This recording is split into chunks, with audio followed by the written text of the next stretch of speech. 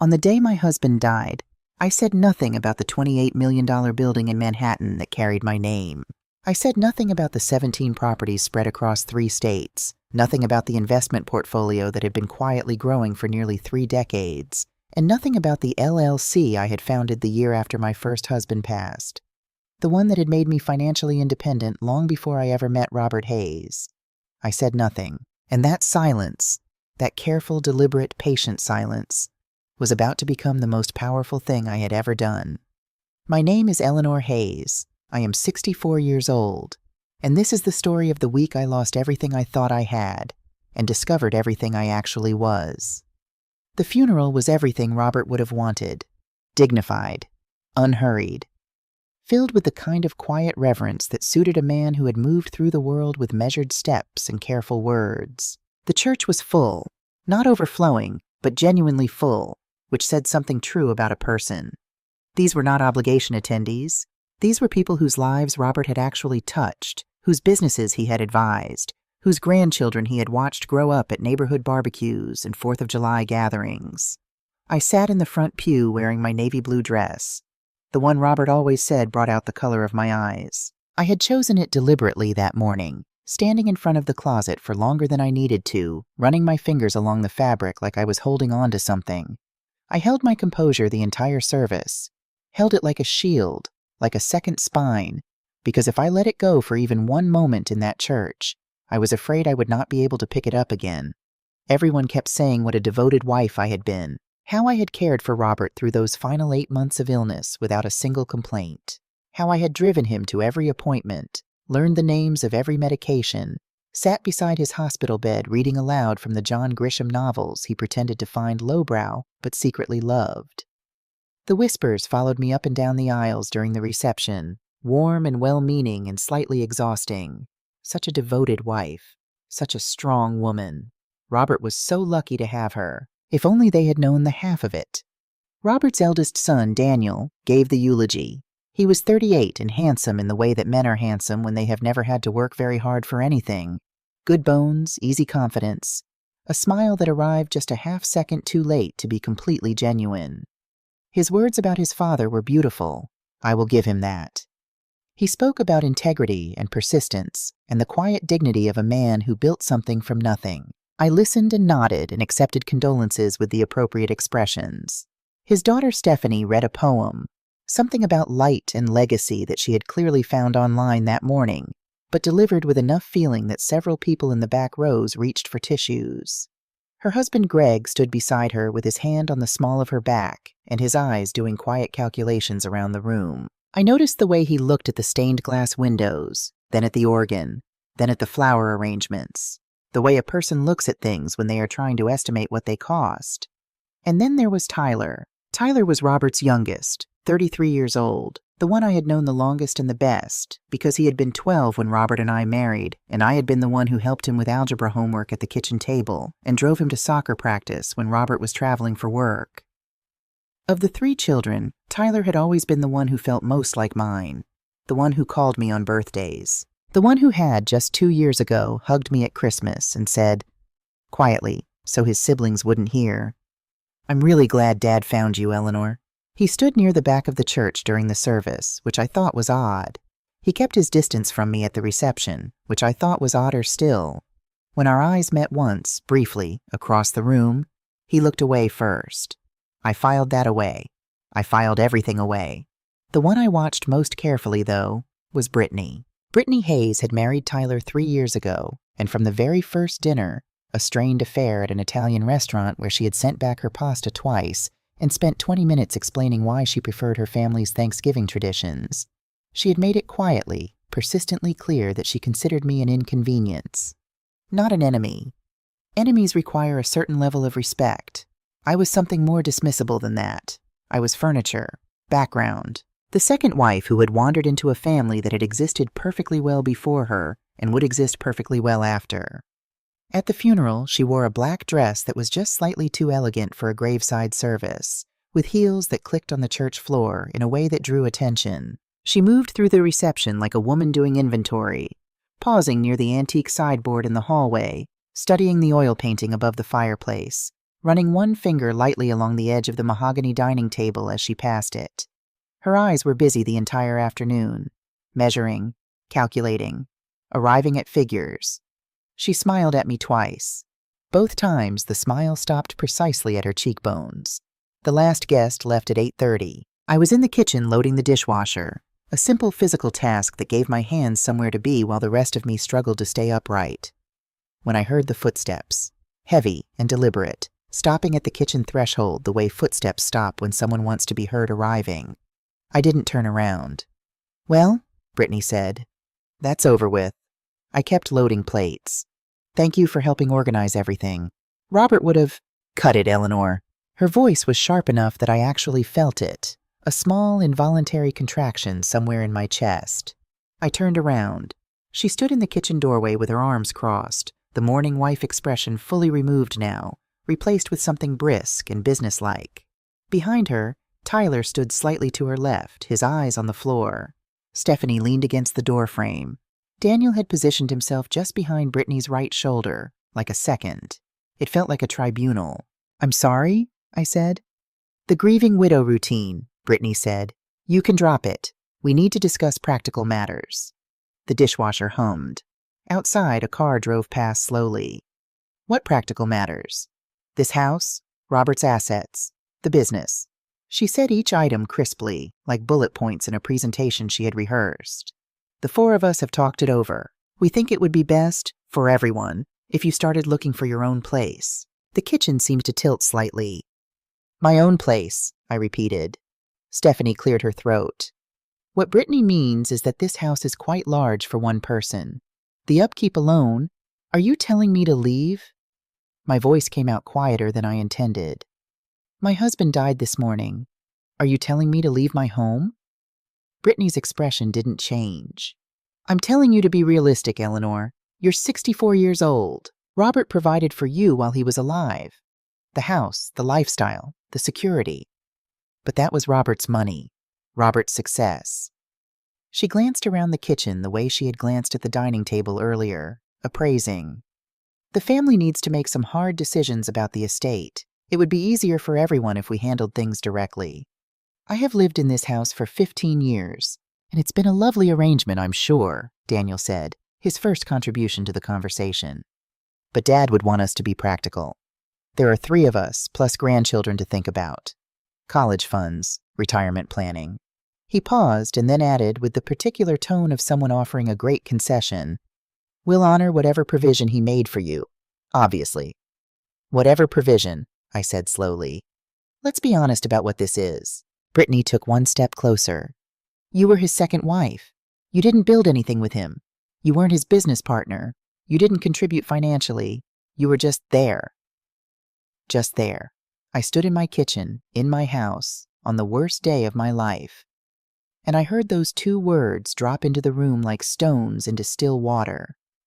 Just there. 38 years of marriage. 8 months of driving him to chemotherapy appointments and sitting in waiting rooms with bad coffee and worse magazines, holding his hand while nurses explained things in careful voices. 15 years of this house. The garden I had planted, the walls I had painted, the kitchen where I had cooked 10,000 meals. 38 years of a life built together, and the summary of my contribution to it was, just there. I looked at Tyler. I don't know exactly what I was hoping for. Some remnant of the boy who had once fallen asleep on my shoulder during a long car ride. Some echo of the young man who had told me, just 2 years ago, that he was glad his father had found me. Something. He was looking at his shoes. "I think tonight would be a good time to start packing," Brittany continued, her voice softening slightly into something that was apparently meant to sound kind. Daniel and Tyler and I, can stay here to manage the transition. There are some lovely communities not far from here. Senior living, very comfortable. I'm sure you'd find something." "Okay," I said. The word fell into the room and sat there. Brittany blinked. "Okay?" "I'll pack tonight. I'll be gone in the morning." The silence that followed was enormous. I could see them recalibrating. They had expected tears or arguments, or the kind of desperate pleading that would justify everything they were doing. Instead, I turned back to the dishwasher and continued loading plates with steady hands. "Well," Brittany said after a moment. "Good. That's That's very mature. I didn't respond. I listened to their footsteps retreat to the living room, to the hushed and excited murmurs that began almost immediately, the sound of people dividing up a life they believed was now theirs for the taking. They thought they had won something. They had no idea what they had just started. I packed 2 suitcases that night. Only 2, which, if you knew the contents of my closet, was a statement in itself. I left the jewelry in the velvet box on the dresser. I left the artwork on the walls. I left the designer pieces hanging in the wardrobe that Brittany was probably already mentally cataloging. I took my grandmother's pearl necklace, a few changes of clothes, my laptop, and the small leather folder that lived at the very back of the closet shelf, the one Robert had never asked about, and I had never explained. Let them think the widow was walking out with almost nothing. Let them believe the next chapter of the story was already written. The Hampton Inn on Route 9 became my temporary home. I checked in under my maiden name, Eleanor Morrison, paid for a week in cash, and accepted my key card from a young desk clerk who barely looked up from her computer. Just another older woman traveling alone, probably visiting grandchildren, probably attending a reunion of some kind. Invisible. Which was exactly what I needed to be. In room 214, I sat on the edge of the queen bed for a long moment in the yellow lamplight. Outside, the parking lot was quiet. A truck moved slowly along Route 9, its headlights sweeping the curtains. I thought about Robert, really thought about him, allowed myself that, allowed the grief to move through me in one long wave. And then I did what I had always done when feeling became an obstacle to necessity. I picked up the phone. Harold Whitfield answered on the second ring. Harold had been Robert's attorney for 25 years. What nobody in Robert's family knew, what Robert and I had carefully, deliberately kept invisible, was that Harold had been my attorney for 15. Not the same relationship, not the same purposes. Robert's affairs and mine had been managed in parallel for over a decade, clean and separate and completely unknown to the people who would have found the information most inconvenient. Eleanor. His voice was warm in the way of old friends who have been expecting a call. I'm so sorry about Robert. He was a good man. He was, I said. Harold, I need to see you tomorrow. Somewhere private, if possible. A brief pause. Harold had known me long enough to read the spaces between words. The family. They showed me exactly who they are tonight. All of them. I'll come to you, he said. Text me the address. He arrived the next morning at 9 o'clock with his old brown leather briefcase and the expression of a man who has spent 30 years watching grief turn people into strangers. I had ordered coffee and pastries from room service, a small luxury that felt almost defiant, and we sat across from each other at the small table by the window while I told him everything. He listened without interrupting. His jaw tightened once when I got to the part about Tyler looking at the floor. Do they have any understanding, he said carefully when I finished, of your actual financial situation? None whatsoever. And you're certain you want to proceed the way we discussed? Once we begin, Harold, I set down my coffee cup. I have been waiting 15 years for circumstances to make this necessary. I did not want it to be necessary. I would have preferred to spend the rest of my life in that house with Robert, growing old in a family that turned out to be real. I looked out the window at the parking lot, at the ordinary Tuesday morning moving past without me. But they made their choices last night. All of them. And now I'm going to make mine. He opened the briefcase. For the next hour, Harold walked me through documents that had been in preparation for years, contingency planning that Robert and I had begun long before his diagnosis, long before any of this had felt like more than theoretical caution. Transfer documentation, ownership confirmations, the legal architecture of a life I had been quietly building since 1996 when I was 38 years old and newly widowed for the first time, and sitting in a different attorney's office learning that my first husband had left me, as he had always promised, very well provided for. The preliminary steps can be completed in 48 hours, Harold said. The full restructuring takes about 2 weeks. And Eleanor, there is nothing they can challenge. Everything has been legally yours for over a decade. Robert transferred ownership long before his illness. He wanted to make certain that if something happened, there would be no ambiguity. He was a careful man. He was a man who loved you, Harold said simply, and who understood that love, in practical terms, means making sure the people you care about are protected. After Harold left, I drove past the house. I didn't go in. I parked across the street, engine running, and watched through the tinted windows. A moving truck was in the driveway. Not a small one. A proper, full-size truck from a local company, the kind you hire when you are moving in, not just moving things around. Brittany stood in the front yard directing two workers with the brisk confidence of someone who had been planning this for longer than last night. She had brought her own furniture. She wasn't staying temporarily to manage an estate. She was moving in. My phone buzzed. A text from Tyler. "Hi, Eleanor. Hope you found a comfortable place. Brittany's getting Dad's office sorted out. Found some business files we might need your help with. Let us know when you're settled." I read it twice. Dad's office. Robert's study with its filing cabinets full of appointment books and client records from the small consulting firm that everyone, his children, his neighbors, his former colleagues, believed was the primary source of our income and our lifestyle. The consulting firm that had generated, in a good year, perhaps $40,000. They were going to go through those files. They were going to find the paper trail of a modest, comfortable, entirely ordinary small business. They were going to calculate an inheritance based on that picture, and they were going to be so completely, catastrophically wrong. I put the phone in my bag without responding. There was a safety deposit box at First National downtown with Robert's name on it, or rather with both our names on it, which his children didn't know because why would they? Inside that box were property deeds and LLC documentation and investment records that told a story so different from the one the family was currently constructing in my study that it would feel, when the moment came, like a different reality entirely. Which, in a sense, it was. I drove to First National that afternoon. Margaret Sullivan, who managed my personal accounts, met me in her office with professional sympathy and a box of tissues she slid discreetly to the corner of the desk. "Mrs. Morrison, I'm so sorry for your loss. How are you holding up?" "As well as can be expected, Margaret. I need to make some account adjustments." She nodded, reaching for her keyboard with the assumption that this was the ordinary business of survivorship. Updating beneficiaries, processing insurance documentation, the administrative sadness of closing one chapter. Then I handed her the folder Harold had prepared.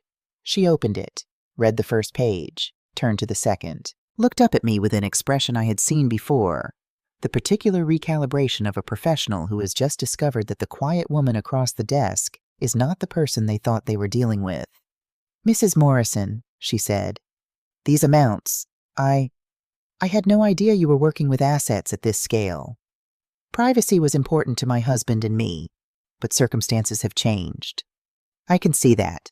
She straightened slightly, shifted into the mode of someone who understands they are now in a different category of conversation. "When would you like these transfers to take effect?" "Immediately," I said. While Margaret processed the paperwork, efficient and unhurried, the way competent people work, I thought about Brittany back at the house, directing movers through my living room, deciding which of my things were worth keeping and which could be quietly donated, planning the redecoration of a home she had been inside perhaps a dozen times. I thought about Daniel, who had given his father a beautiful eulogy and then stood in my kitchen 3 hours later and told me I had been just there. I thought about Stephanie with her half-genuine poem and her appraising husband, and I thought about Tyler, who had been 12 years old when I entered his life, who had eaten my cooking at that kitchen table for 20 years, who had once fallen asleep on my shoulder in the car, and who now, when it mattered most, had looked at the floor. They thought they had gotten rid of an inconvenience. They had no idea that the inconvenience had spent 38 years becoming someone they had never bothered to know. My phone rang as I was signing the final transfer documents. Brittany's name appeared on the screen. I watched it ring, sent it to voicemail. Then I listened to the message, sitting in my car in the First National parking lot in the gray October afternoon. "Eleanor, we found some confusing paperwork in Robert's office. Legal documents that don't quite make sense to us. Could you call me back? We might need you to explain a few things." Confusing paperwork. I could picture exactly what they had found. The outdated reference documents Robert had kept in the bottom drawer, the ones that pointed to assets that no longer existed in his name. The breadcrumbs that led nowhere, by design. They were getting nervous. The financial picture wasn't adding up the way they had expected. Numbers that should have been there weren't. Names that should have appeared didn't.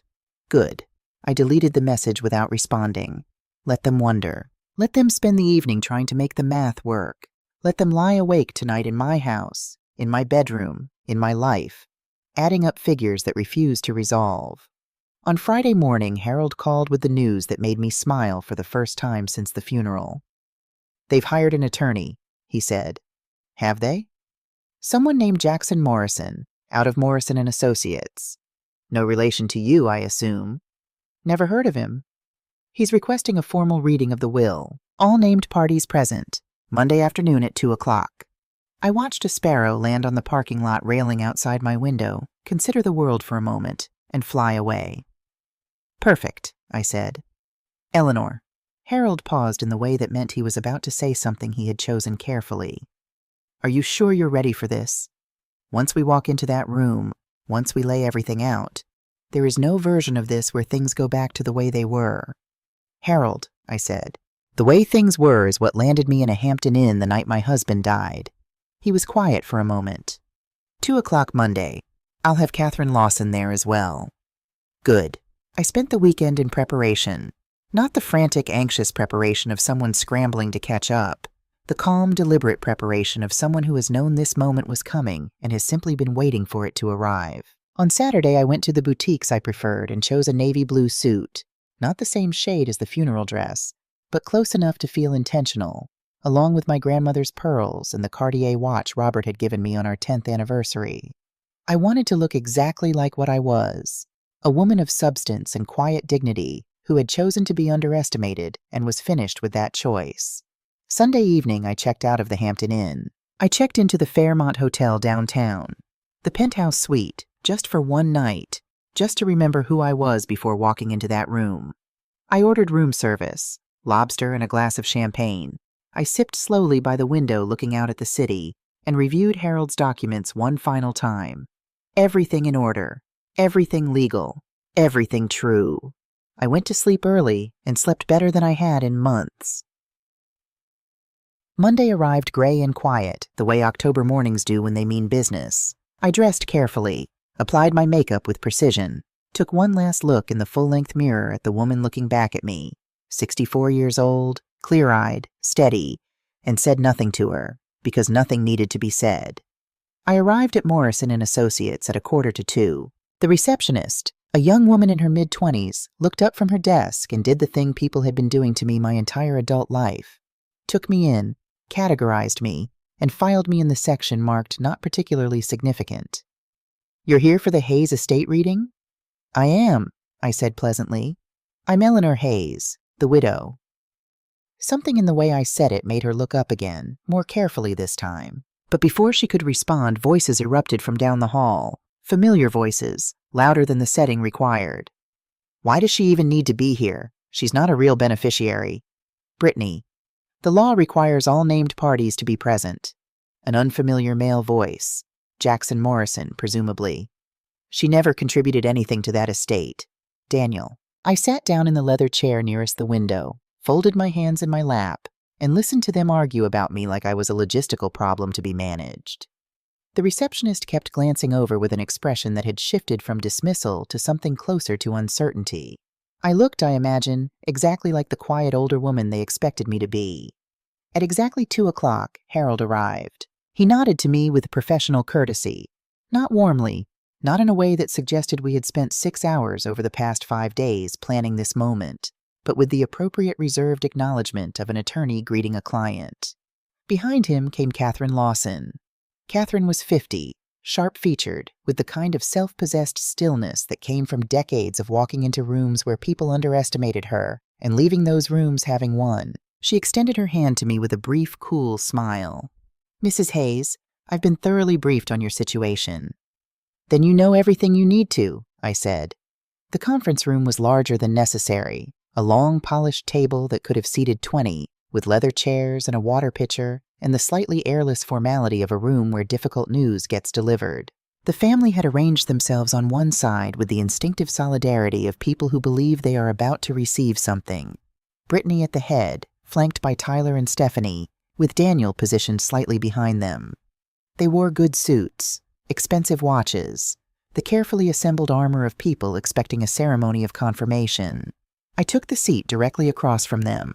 Harold sat to my left, Catherine to my right. Jackson Morrison, a soft-looking man in his mid-50s who appeared increasingly overwhelmed by the afternoon he had walked into, cleared his throat, mopped his forehead once with a folded handkerchief, and began. The standard language, the declarations of sound mind, the preliminary bequests to charity, the careful procedural language of an instrument that had been drawn up with precision and intention. And then, to my beloved children, Daniel, Stephanie, and Tyler, I leave the sum of $50,000 each, to be distributed in equal measure. The shift in the room was immediate and physical. I watched 3 faces process the same number simultaneously, Brittany's mouth tightening by a fraction, Stephanie's brow contracting, Daniel leaning forward slightly as if he had misheard. 50,000 each. Generous for most families. Devastating for people who had spent a week redecorating my living room in their minds. Jackson Morrison continued.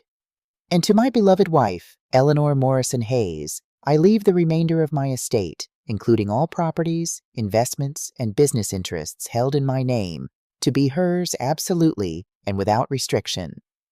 The silence that followed was the loudest thing I had heard since the morning Robert died. "Excuse me," Brittany said, her voice bright and sharp as broken glass. "Could you read that last part again?" Jackson Morrison looked like a man who very much wished he were somewhere else. He read it again. "What exactly," Stephanie said, "does remainder of the estate include? We're talking about the house? The business? What are we—" "According to these documents," Catherine said with the perfect, unhurried calm of someone who has been waiting for this exact moment, "Mrs. Hayes inherits all real property, all financial accounts, all business assets, and all personal property not specifically designated elsewhere in the instrument." "That's impossible." Daniel's voice was flat. "Dad would never leave us $50,000 each. He had a house, a business, investments." "Mr. Hayes." Harold's voice was quiet and immovable. "Your father was very specific about his intentions, and entirely within his legal rights. She never earned any of it." Brittany's composure broke the way composure breaks when it was assembled in a hurry, suddenly, completely, with an edge of something almost like panic underneath. "She never worked a day in her life. She never contributed anything. She was just there." The room went still. Just there. Twice now. The same 2 words. I stood up. "You're right, Brittany," I said. She blinked. "I never contributed anything to Robert's consulting business. His reputation in this community, his client relationships, his professional accomplishments, that was entirely him. I had nothing to do with any of it." Confusion moved through the room like a current. This was not what they had expected. "But," I said, and I allowed the word to settle for a full second before continuing, "Robert's estate is not what you believe it to be, and I am not who you believe me to be." I nodded to Catherine. She reached into her briefcase and removed the first folder. The real story was about to begin. Catherine Lawson placed the first folder on the table the way a surgeon sets down a scalpel, with complete control, without hurry, with the quiet authority of someone who knows exactly what the instrument is about to do. The room watched her. Brittany watched her the way a person watches something they cannot yet identify as dangerous, but whose instincts are already whispering a warning. "Perhaps," Catherine said, in the crisp, unhurried voice of a woman who had spent 30 years being the most prepared person in any room she entered, "we should begin by clarifying exactly what constitutes Robert Hayes's estate, and what does not." Jackson Morrison shifted in his chair. "I'm not certain I follow the distinction." "The distinction," Harold said, leaning forward slightly, "is between assets Robert owned and assets Robert occupied. They are not the same list." I watched Brittany's face. The confidence she had worn into this room, the same confidence she had worn into my kitchen 6 days ago, the same brisk certainty of a woman who believes she has already won, was beginning to develop a hairline fracture along its surface. Not visible to everyone, but I had spent 38 years learning to read rooms. I saw it. "Of course they're the same list," Daniel said. He had the particular impatience of a man who is accustomed to being right by default. "The house, the business assets, the investments, Dad built all of that. Eleanor was his wife. She was provided for. That's a different thing from ownership." "Is it?" Catherine opened the first folder and slid a single document across the polished table. It traveled the length of the table in a smooth, unhurried arc and came to rest directly in front of Brittany. "This is the deed of title for the property at 12 Birchwood Lane, the home you have been residing in since last Tuesday. Please note the name listed as sole owner." Brittany picked it up.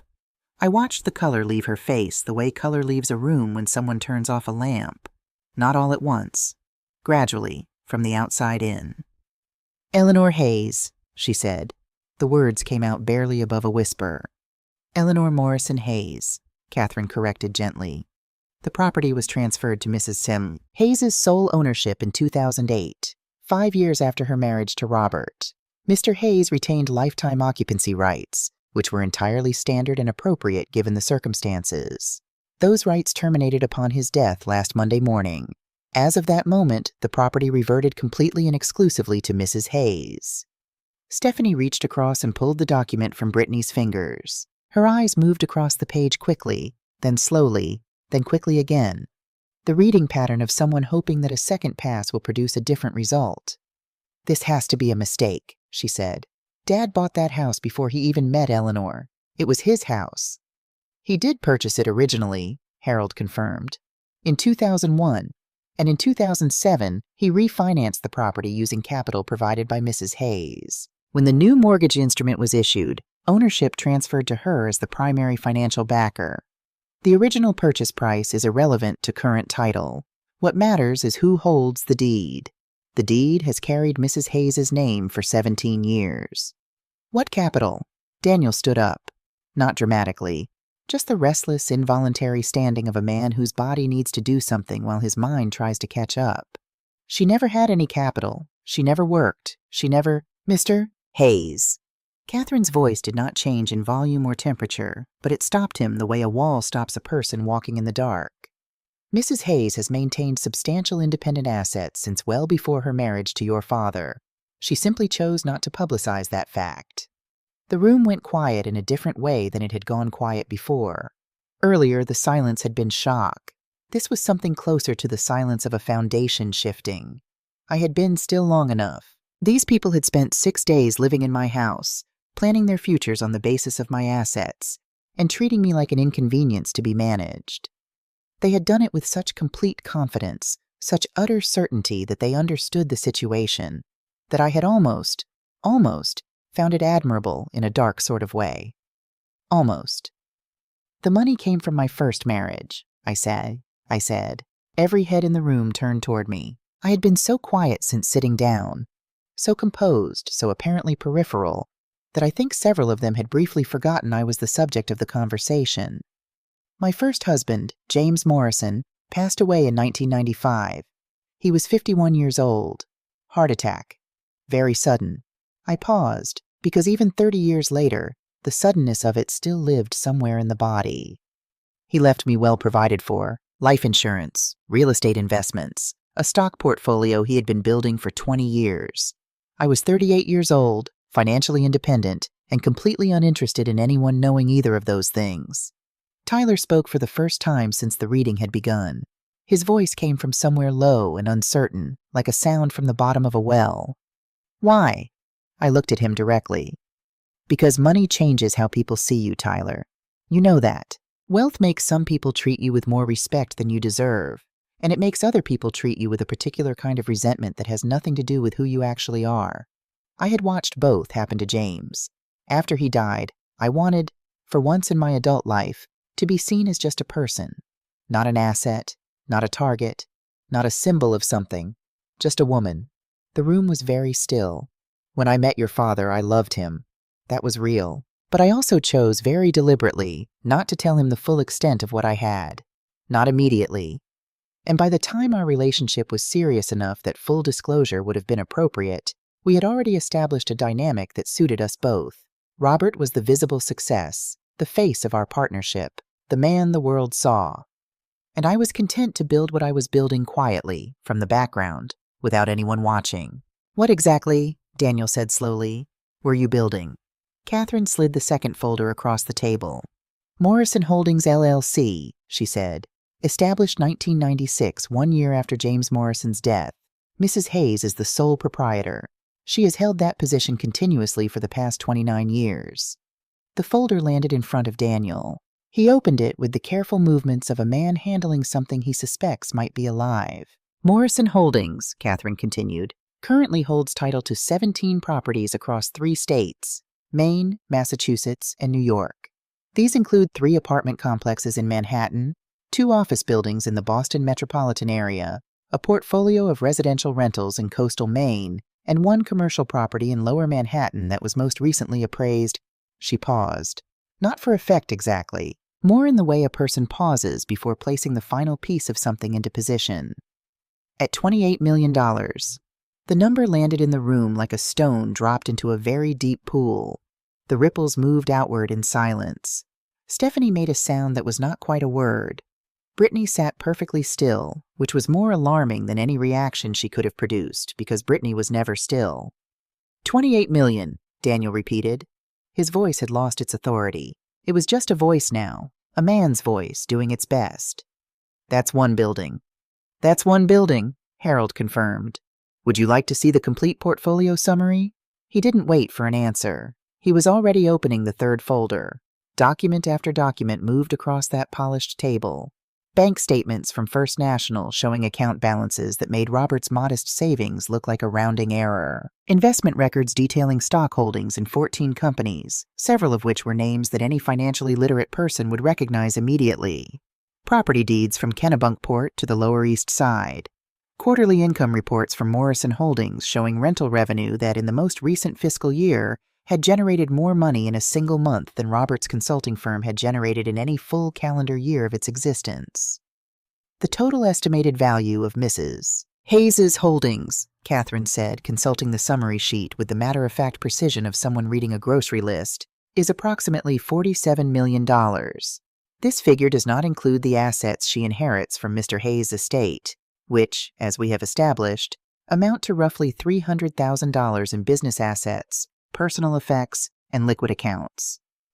$47 million. The words hung in the conference room air like weather. Daniel sat down. Stephanie put both hands flat on the table in front of her, as if she needed the surface for balance. Tyler looked at me with an expression I had never seen on his face before. Not guilt. Not yet. That would come later. Something more disoriented than guilt.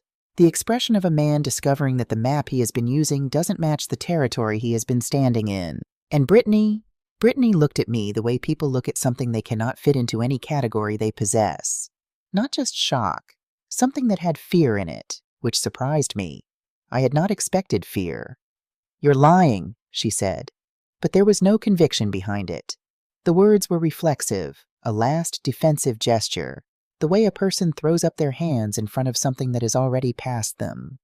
"Which part would you like me to document further?" I asked pleasantly. "The part where I have been financially independent since before I met your father-in-law? Or the part where you have been living in my house for the past 6 days without my permission?" "But why?" Stephanie said, and her voice broke slightly on the word in a way that I think she hadn't intended. "Why didn't you ever say anything? Why did you let us think—" "I didn't let you think anything, Stephanie." I kept my voice even, not unkind, but clear. "You chose what to think. I was right there in front of you for 15 years. You chose to see a second wife who had married well and lived comfortably on someone else's success. You chose to see someone who could be dismissed." I paused. "I didn't create that picture. You painted it yourselves because it was more convenient than looking at me clearly." The silence that followed was different from all the other silences in that room. It had a quality of recognition in it. Uncomfortable, unwilling, but real. It was Daniel who spoke first. So Robert's consulting business was something he cared about deeply and was genuinely good at, I said. He found real satisfaction in it. I would never diminish that. But it was not what paid the mortgage on that house. It was not what funded the vacations or the cars or the college contributions he made to each of your educations. I looked at him directly. Those came from me, from accounts that existed before I met your father and were maintained throughout our marriage entirely independently of his finances. "He knew?" Tyler's voice, low. "Dad knew all of this?" "Your father and I had a complete and honest marriage," I said. "He knew everything. He chose, as I did, to keep our arrangement private. He wanted to be seen a certain way by the world, and I respected that. It was his pride and I loved him, so I protected it." I let that land. What I did not expect was that after his death, his children would use that privacy against me. That the story we had carefully maintained, the story where he was the visible success and I was the devoted wife, would be turned into a weapon to remove me from my own life. Brittany opened her mouth. I continued before she could speak. You called me a parasite, Brittany. I said it quietly without heat. You told me I had never contributed anything. You told me to find a senior living facility and be grateful for whatever small provision my husband had left me. I looked at her steadily. You said all of that in my kitchen, in my house, on the night my husband of 38 years died. You said it in front of your husband who said nothing. And you said it with complete confidence, because you were certain you understood the situation. The room waited. The situation, I said, is that Morrison Holdings has generated an average of $2.4 million in rental income annually for the past 8 years. The situation is that the property you moved your furniture into last Tuesday has carried my name on its deed since George W. Bush was in the White House. The situation is that every school trip, every Christmas gift, every college tuition payment that Robert made to his 3 children over the past 15 years was funded, at least in part, by a woman you just told to go find an assisted living facility. I had not planned to say that last part, but it was true, and truth, I have found, tends to arrive on its own schedule. Jackson Morrison was making small sounds that weren't quite words. He had the look of a man who had accepted a routine estate matter and found himself standing in the middle of something that would take him months to process. Catherine consulted her papers with theatrical precision. In terms of the practical, immediate question, the residential property at 12 Birchwood Lane, Mrs. Hayes will be extending a period of 72 hours for the current occupants to remove their personal belongings. After that window closes, the locks will be changed and the property will be secured. 72 hours, Daniel repeated. It's quite generous given the circumstances, Harold observed mildly. You can't just, Stephanie started. She can, Catherine said. She is the owner of record. You are currently on her property without a lease, without an agreement, and without her consent. Legally speaking, the appropriate terminology is trespassing. Mrs. Hayes is choosing not to pursue that avenue. She is instead offering you 3 days to remove your belongings voluntarily. A pause. I'd encourage you to use the time constructively. I stood up. I gathered my bag with the unhurried movements of a woman who has nowhere pressing to be because she has already arrived exactly where she intended. I looked at each of them in turn. Daniel with his collapsed certainty, Stephanie with her hands still flat on the table, Tyler staring at the window, Brittany sitting in the ruins of an assumption that had taken less than an hour to demolish. You wanted me out of the way, I said quietly. You wanted the inconvenient widow gone so you could claim what you believed was yours. I obliged you. I packed 2 suitcases and I left without a scene because I have never found scenes particularly useful. I picked up my bag. But you made one significant miscalculation. You assumed you understood the situation. You assumed you knew who I was. I walked to the door. 72 hours, I said without turning around. I'll see myself out. The drive back to the Fairmont was the quietest 20 minutes I had experienced in years. Not a bad quiet, a clean quiet, the way air feels clean after a long rain. I drove with the windows cracked and the radio off, watching the October city pass at an ordinary speed, and I felt something I hadn't felt in so long that I almost didn't recognize it immediately. I felt like myself. Not the self that had spent 15 years being invisible by choice. Not the self that had sat in the front pew that morning and held her composure like a shield. The self underneath all of that. The one who had sat in an attorney's office at 38 years old with the full weight of a grief and a future pressing down on her simultaneously, and had looked at both clearly, and had made a plan. That self. It felt like meeting an old friend. The calls began that evening. Brittany first, of course.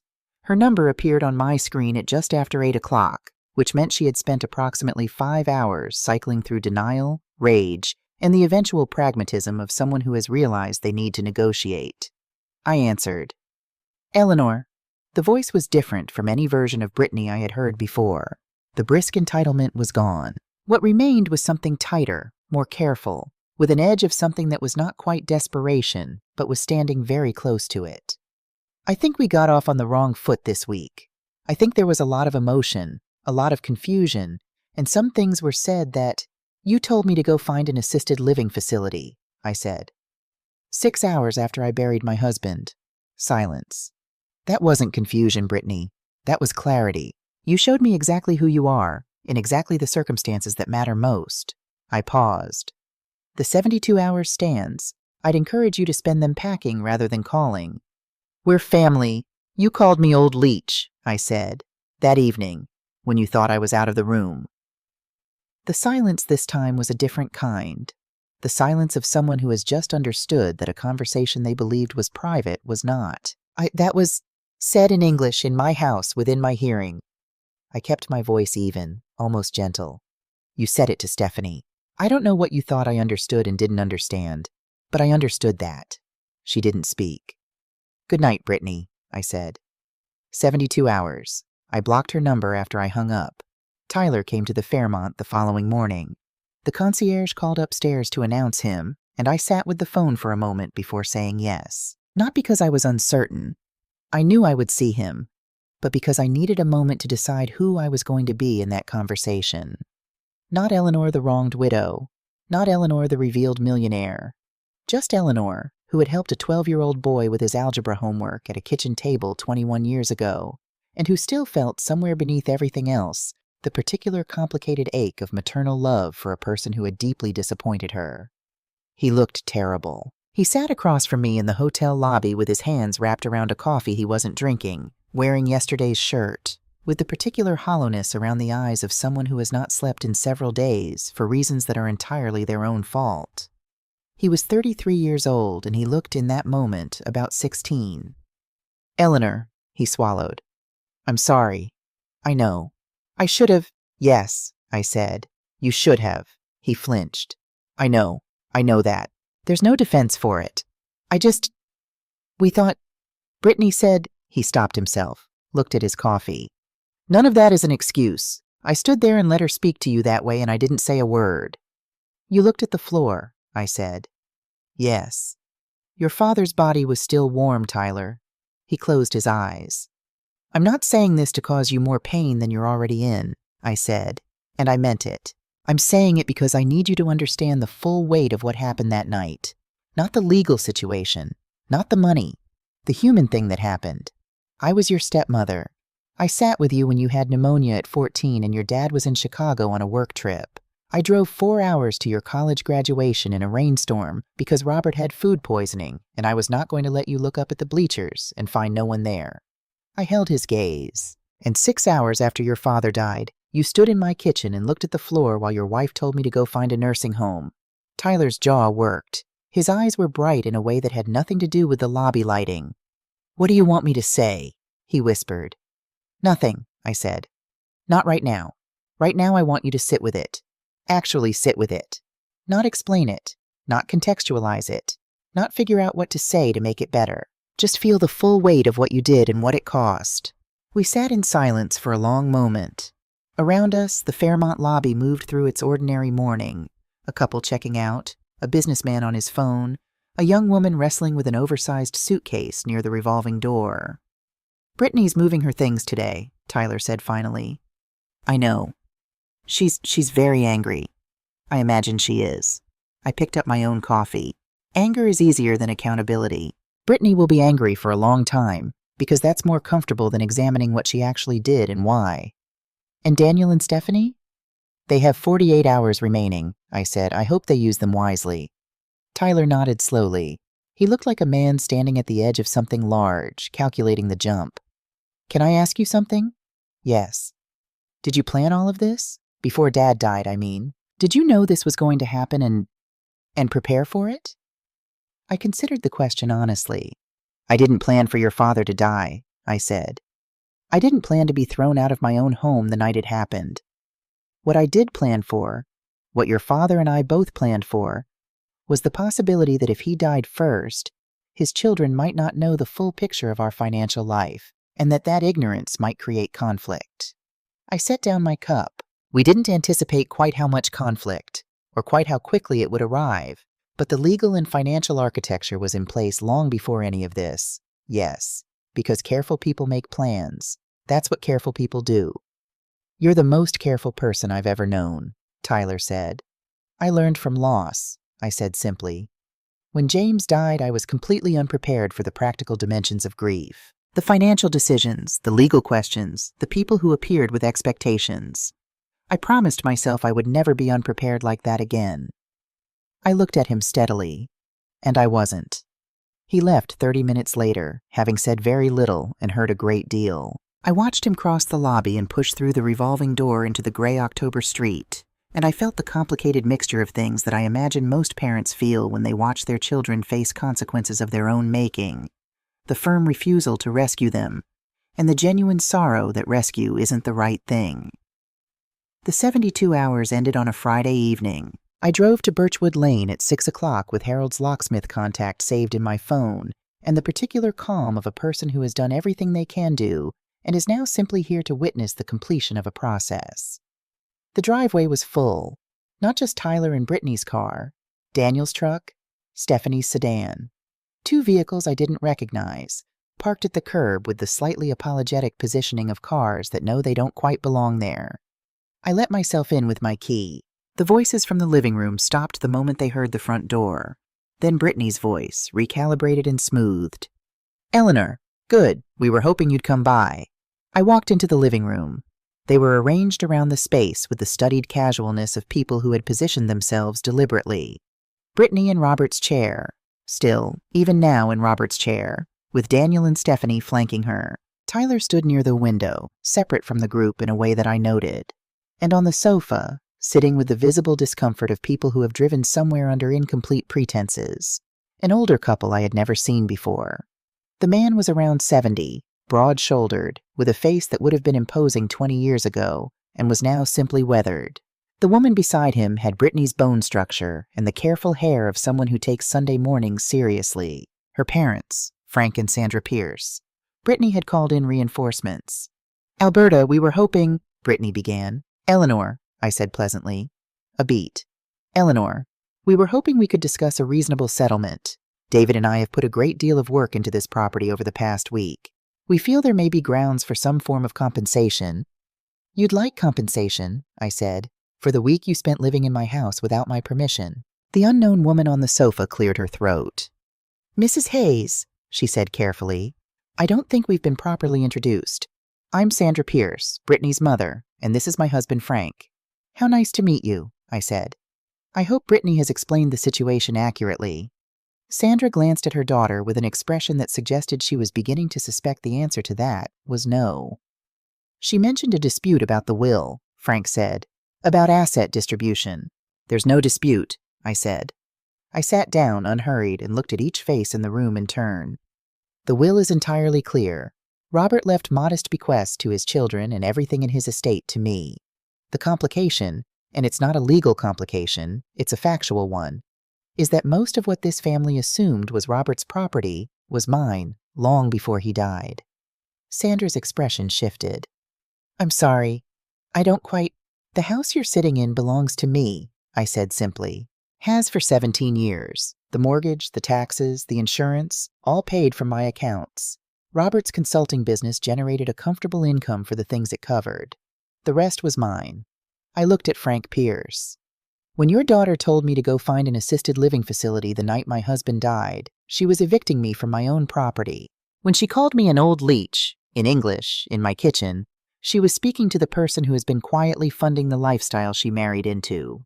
The silence that followed had a particular quality. Sandra Pierce turned to look at her daughter with an expression I recognized immediately. Not anger, not yet, but the specific and devastating expression of a parent who is sitting with the evidence that their child has behaved in a way that cannot be defended. "Brittany Marie Pierce," she said in the tone of voice that carries weight precisely because it is never used lightly. "Tell me you didn't do that." Brittany opened her mouth. "On the night this woman's husband died," Sandra continued, her voice very controlled now, "tell me that's not what happened." "Mom, it's more complicated than—" "Frank!" Sandra stood up. "We're leaving." Frank Pierce rose with the deliberate movement of a man who has chosen his position. He turned to me with the careful dignity of someone who is deeply embarrassed and handling it by choosing to meet the moment directly. "Mrs. Hayes, I want to apologize on behalf of our family. If Brittany treated you that way, at that moment, in your own home, then whatever she was hoping to find here tonight is more than she deserves."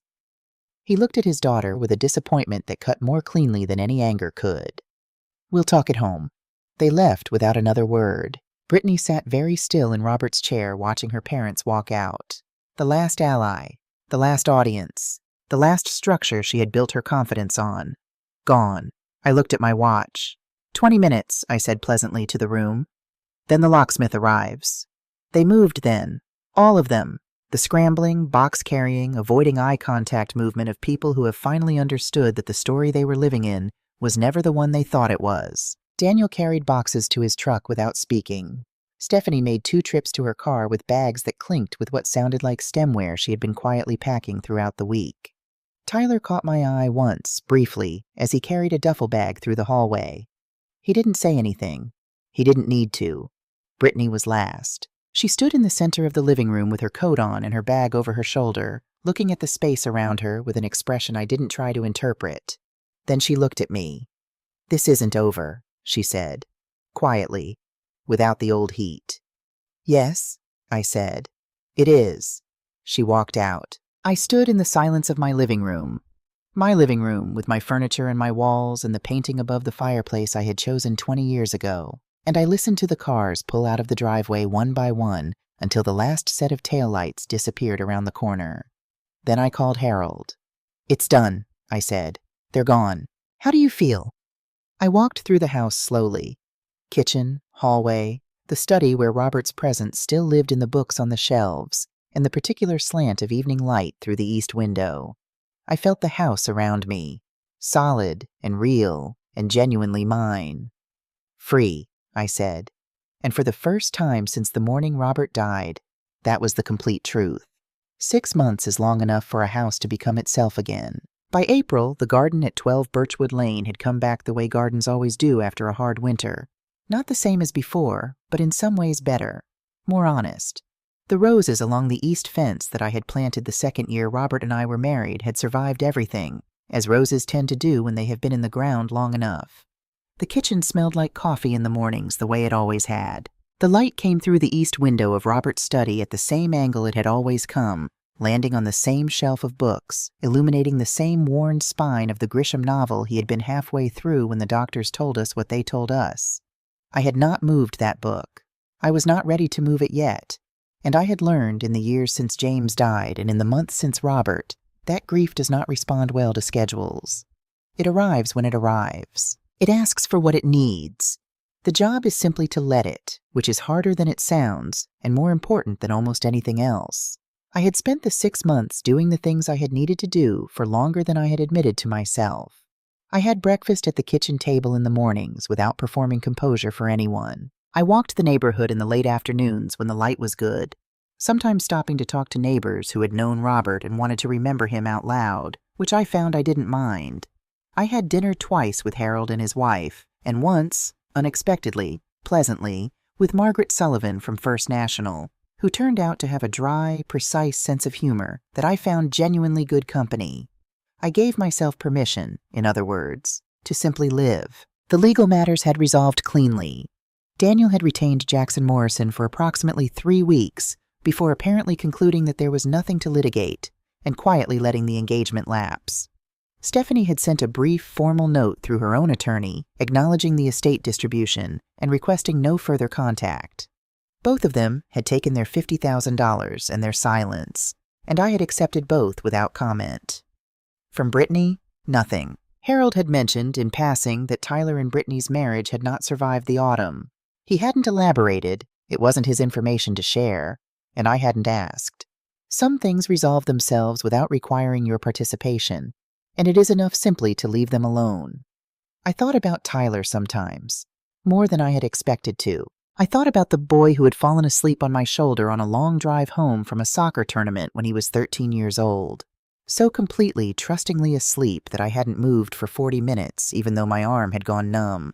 Because there was something in the absolute surrender of a sleeping child that feels like a privilege, like being trusted with something genuinely fragile.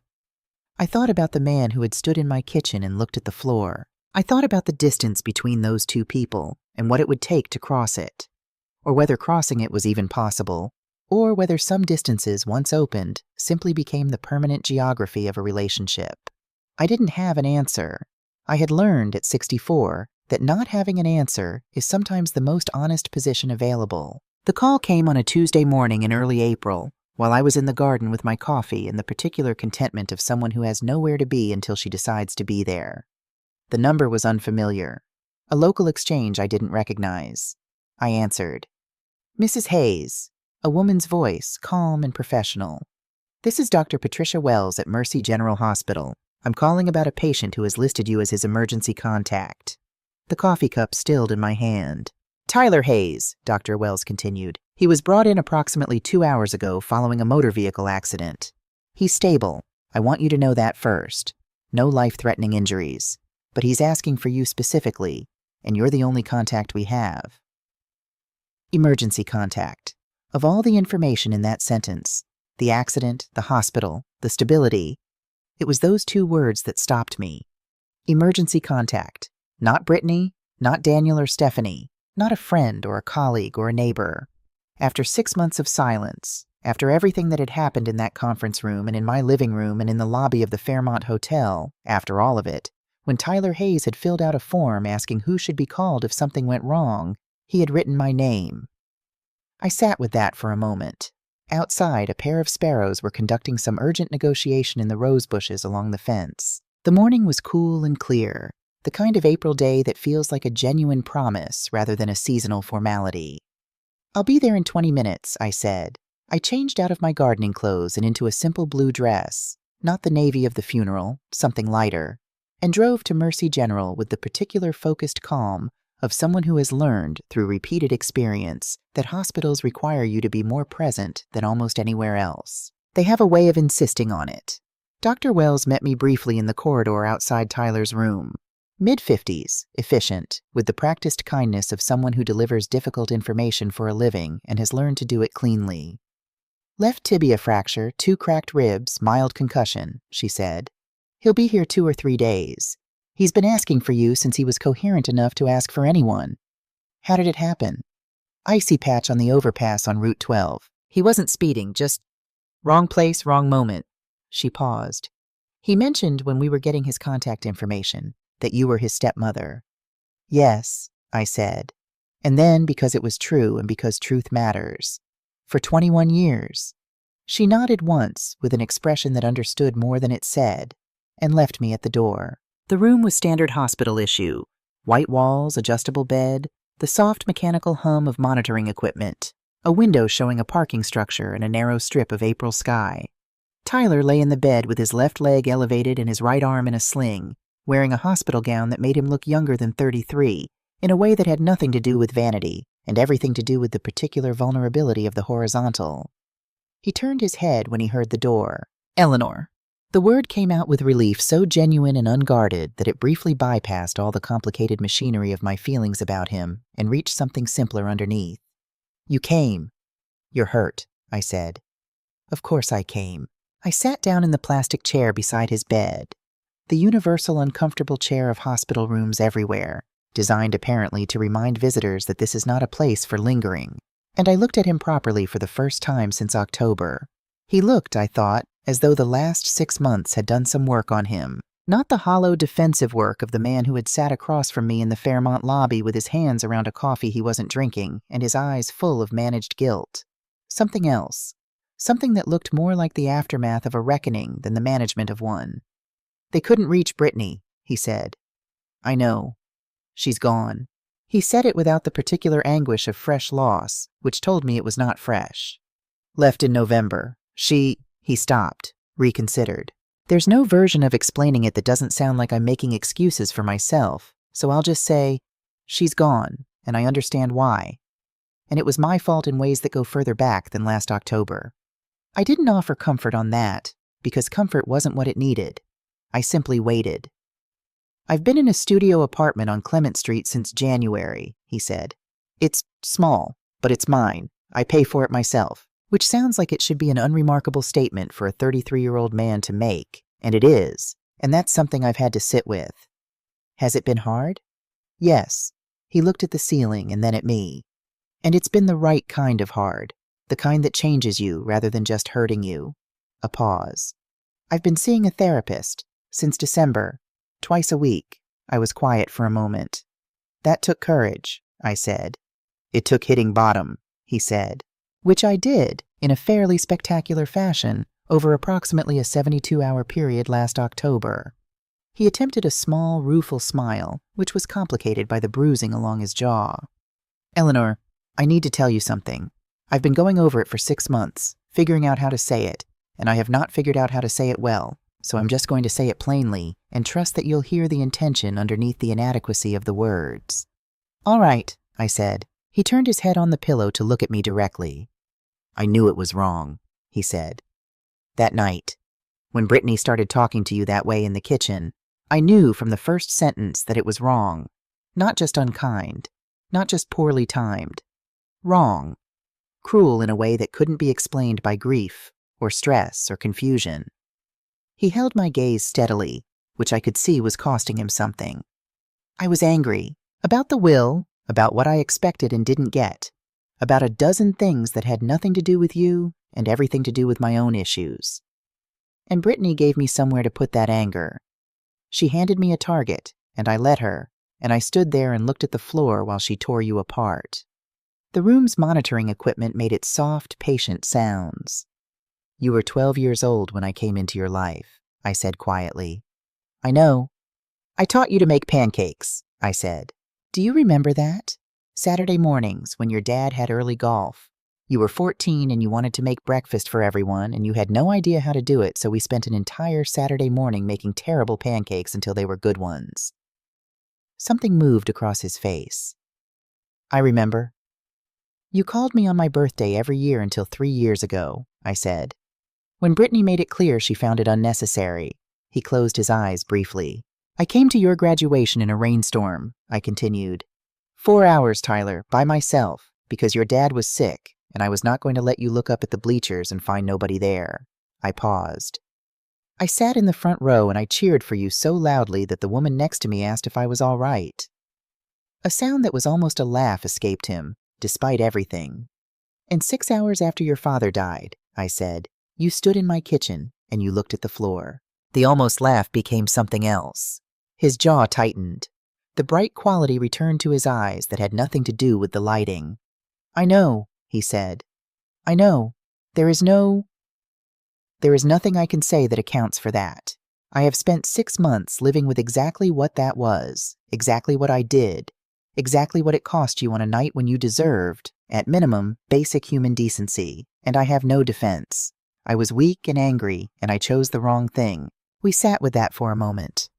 Outside the window, a cloud moved across the strip of April sky, and then moved away. Eleanor, his voice was very quiet now. I don't expect forgiveness. I'm not sitting here asking for it. I called you my emergency contact because when I was lying on the side of the road waiting for the ambulance this morning, and I was trying to figure out who I wanted to know, who I wanted to come, your name was the one that was there. He paused. Not because of the money or the house or anything that happened in October, because you're the person who made me pancakes on Saturday mornings and drove 4 hours in a rainstorm. Because you're the closest thing to a mother I have ever actually had. And I threw that away because I was weak and stupid, and I am so deeply, genuinely sorry. The words fell into the room with the weight of something that had been held for a long time. I looked at this man, this boy I had helped raise, this adult who had failed me in the most significant way, and was now sitting in the ruins of his own choices, asking for nothing except to be heard. And I felt the full, complicated truth of what I felt. I was angry. I want to be honest about that. Not the fresh, sharp anger of October that had moved through me and passed, the way strong weather passes, but something quieter and more honest, a sadness that wore anger's clothes, the grief of a relationship I had valued being revealed as less durable than I had believed. I also felt love, not the uncomplicated love of a parent for a small child. Something harder won than that. The love that remains after disillusionment, which is, I think, the only kind of love that really proves itself. Tyler, I said, I need to tell you something that I have come to understand only recently, something I didn't know how to articulate in October, when I was still in the middle of it. He waited. For 38 years, I said, I was invisible, deliberately, strategically, freely invisible. I chose it, and I would choose it again, because it served important purposes, and because Robert and I both wanted it. But invisibility has a cost that I didn't fully account for. I folded my hands in my lap, choosing the words with care. When you are invisible, people cannot love you. Not really. They can love the role you play. They can love the function you serve. They can love the comfort and stability and warmth that you generate. The pancakes, the graduation attendance, the hand-holding in waiting rooms. But they cannot love you because they don't actually know you. Tyler was very still. That night in October did something terrible to me, I continued. And it also, in a way I didn't expect and wouldn't have chosen, did something necessary. It ended the invisibility. It forced me, forced all of us, to see clearly who I actually am, who you actually are, what this relationship has actually been built on, and what it could be built on instead, if we chose differently. What do you mean? He asked. Low, careful. I mean that I don't want to go back, I said. Not to the version of our relationship that existed before October. Not to the dynamic where I was the background presence who made things run smoothly, and you were the stepson who called on birthdays and felt generally warmly about me without ever actually knowing me. I looked at him steadily. If we are going to have a relationship, and I am leaving that entirely open, as a genuine question rather than an assumption, it has to be something different, something real, where you know who I am and I know who you are, and we choose each other on that basis, not on the basis of roles and history and comfortable habit. Tyler was quiet for a long moment. Outside, the April sky had cleared. A proper square of blue was visible now above the parking structure, the specific clear blue of early spring that always feels, in New England, like a small miracle. I would like that, he said. I want to know who you actually are, not the version I constructed because it was easier. He paused. I didn't know about the properties, about Morrison Holdings, about any of it. And I know the money isn't the point. But I want you to know that learning about it didn't change what I felt. It changed what I understood. About how capable you are. About the life you've built. About everything I missed by not paying attention. But it didn't change. He stopped. Tried again. The person I want back in my life is not the woman with $47 million. It's the woman who drove 4 hours in a rainstorm. The monitoring equipment hummed. I reached over and took his uninjured hand in mine. It was a smaller gesture than the moment perhaps deserved. But I have found over 64 years that the smaller gestures are often the truer ones. Then we start there, I said. Yeah? With conditions, I said. Clear ones. Name them. No more invisibility on my side, I said. I will not perform smallness to make you comfortable. I will not pretend to know less or have less or be less than I am, for your sake or anyone else's. That chapter is closed. Good, he said with a directness that surprised me. I never needed you to be small. I just never told you that. And no more silence on yours, I continued. The next time someone speaks to a person you love in a way that is cruel and wrong, you say something. You do not look at the floor. You do not let the moment pass and apologize later. You speak up in the moment, even when it costs you something. He held my gaze. Yes, he said simply. Not I'll try, not I'll do my best, just yes. And this will be hard, I said. Rebuilding something after it's been broken is harder than building it the first time. It requires more honesty and more patience and more willingness to have uncomfortable conversations. There will be days when it would be easier to revert to the old patterns, and we will have to choose not to. I know. And Tyler, yes? If you let me down again in the way you let me down in October, I said not unkindly, I will not give you a third conversation in a hospital room. Some things can be repaired once, not twice. He nodded slowly. Understood. Good. I gave his hand one last squeeze and released it. Now, tell me about this therapist. Something shifted in his face, the last of the held tension releasing, like a door that has been stuck giving way at last. Her name is Dr. Amanda Foster. She has very strong opinions about accountability, and she does not let me get away with anything. She sounds excellent, I said. She's terrifying, he said. I think you'd like her enormously. And there, in a hospital room at Mercy General on a Tuesday morning in April, with the monitoring equipment keeping its steady time and the spring sky visible through the window and 31 years of complicated history between us. I laughed. A real laugh. The kind that arrives without permission and means something true.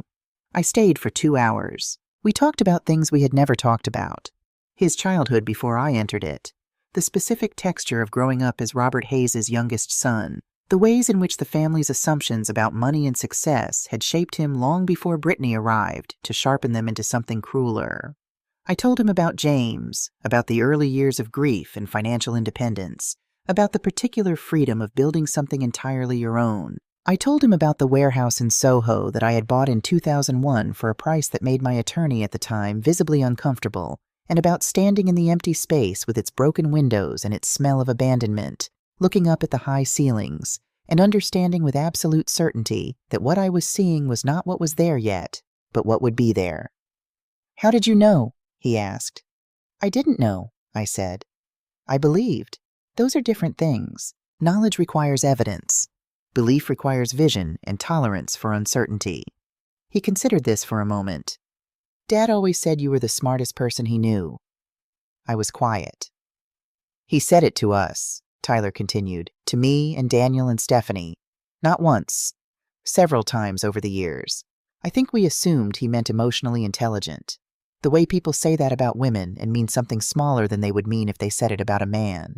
And now I think he meant it exactly the way he said it. I thought about Robert, the way he had laughed, low and genuine, at things that were actually funny rather than things that were supposed to be. The way he had held my hand in waiting rooms with a grip that said I know without requiring words. The way he had protected my privacy for 38 years with a loyalty that I had perhaps not adequately measured until the people who had never offered me such loyalty showed me the contrast so starkly. "He was a good man," I said. "Imperfect, like all good men, but genuinely good." "Yeah," Tyler said. "He was." We sat with that for a moment. The clean, shared grief of two people who had both loved the same person and were learning how to talk to each other in the space that person had left behind. When I stood to leave, Tyler looked up at me with an expression that had something tentative in it. "What about Daniel and Stephanie?" he asked. "Have they—" "They left messages," I said. "Several months ago. Apologetic in a general way. I haven't called back yet." "Do you think you will?" I picked up my bag and considered the question honestly. "I think I'll know when I'm ready," I said, "and I'm not going to rush it to be gracious." I looked at him. Grace is not the same as pretending things didn't happen. Real grace, the kind worth having, has eyes open. It sees clearly and chooses to extend itself anyway. That takes time. "And Brittany?" His voice was careful on the name, the way voices are careful around things that are still tender. I thought about Brittany, the heels on the church floor, the calculating eyes moving across my furniture. The brisk entitlement of a woman who had never been made to understand that certainty is not the same as accuracy. The specific cruelty of old Leech, set in the dark of a house she did not own, to a woman she had never bothered to know. "Brittany made choices," I said. "Not just last October, a pattern of choices across years that revealed her character clearly and consistently. I don't wish her harm. I don't think about her with anger anymore." I paused at the door. "But some bridges burn because the person on the other end is holding the match, and the most dignified response is to simply let them burn and build your life on solid ground." Tyler nodded slowly. He searched for the word. "That's very Eleanor." "Good," I said. "That's what I was going for." I drove home through the April afternoon, through streets lined with the new green of trees that had decided, collectively and without announcement, to begin again. The light was the particular gold of late afternoon in early spring, the kind that makes ordinary things look briefly miraculous. Gas stations and convenience stores, and the gray municipal buildings along Route 9, all of it briefly beautiful in that light. I stopped at the bakery on Clement Street and bought 2 almond croissants, because I have always believed that Tuesday afternoons benefit from deliberate small pleasures, and because I had, it turned out, something to celebrate that was difficult to name precisely. Not victory. Victory is the wrong word for what October had been, and for what today was. Too clean, too simple, too indifferent to cost. Not closure either, that word that people use to describe an ending, when what most significant things actually do is transform rather than end. Something more like arrival. The sense of having traveled a long way over difficult terrain by a route that was harder than expected but that had, at each juncture, been the necessary route rather than a wrong one. And of coming out somewhere real. That evening I sat in the garden as the sun went down, the almond croissants finished, the coffee cooling pleasantly in my hand, the roses along the east fence catching the last of the light. My phone sat on the table beside me. I picked it up, found Daniel's number in my recent missed calls, 6 months old now, the voicemail still saved, and sat with my thumb over the call button for a long moment. Not yet, but soon. The difference between not yet and never is the difference between a door that is closed and a door that has been removed from its hinges. I was not ready to call Daniel today. I would not pretend to be ready to make peace with what he had done simply because it was uncomfortable to have a brother-in-law who had stood in my kitchen and told me I had been just there. That reckoning deserved more time than 6 months, but the door was still on its hinges. I put the phone down and looked at the garden. The roses along the east fence were beginning to bud. By May, they would be fully open, the same deep red they had been for 20 years, reliable as gravity, indifferent to the difficulty of the winter they had just come through. I had planted those roses in the 2nd year of my marriage to Robert, on a Saturday in April, while Robert sat on the back porch with his coffee, and told me they would never survive the New England winters. He had said it gently, not discouraging, just practical. Roses are difficult, Elle. You'd be better off with something hardier. And I had looked at him with the patience of a woman who had been told her whole life that she would be better off with something hardier, and I had planted the roses. They had survived 17 winters. They were budding now. I watched the last of the April light move across them, and I thought about Robert, and about James, and about the particular texture of a life built quietly, in the background, with vision and patience and the tolerance for uncertainty that I had described to Tyler that morning as the difference between knowledge and belief. I had believed in those roses. I had believed in my own worth long before anyone else in that family had understood what they were dealing with.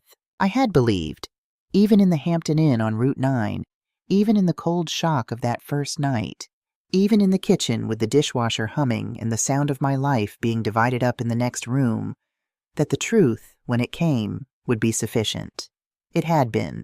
The last light left the roses. The stars began to appear, one at a time, in the darkening sky. I picked up my coffee, found it perfectly cool, and drank it. There is a thing that people misunderstand about invisibility. They think it is passive, that to be invisible is to be absent, to have retreated, to have failed to occupy the space available to you. But real invisibility, the kind I had practiced for 38 years, is a form of power. It requires discipline and intention and the ability to hold your own knowledge of yourself steady against the world's insistence on a smaller version of you. It requires being able to sit in a room where people are talking about you as though you are not there, and to know, without needing anyone else to confirm it, exactly who you are and what you are worth. The difference between the woman who had walked into that kitchen on the night of Robert's funeral and the woman who had walked out of that conference room 2 weeks later was not capability. The capability had always been there. The difference was that one of those women had chosen, finally and permanently, to be seen, not for anyone else's benefit, for her own. That is the thing they never understood. Brittany with her calculating eyes, Daniel with his boardroom condescension, Stephanie with her appraising husband. They thought the revelation of my assets was the weapon. They thought the $47 million was how I won. But the $47 million was not the point. The point was this. I had always known what I was worth. I had simply been waiting for the right moment to let everyone else catch up. The garden was fully dark now. Somewhere down the street, a dog was barking at something invisible in the night. The roses were shapes against the fence, breathing in the dark, doing whatever roses do when no one is watching. I was not invisible anymore. But I had learned something, in the month since October, that I wanted to hold on to regardless of what came next. The particular freedom of a woman who is seen clearly and chooses, from that position of clarity, what to extend and what to withhold. Who forgives from strength rather than fear.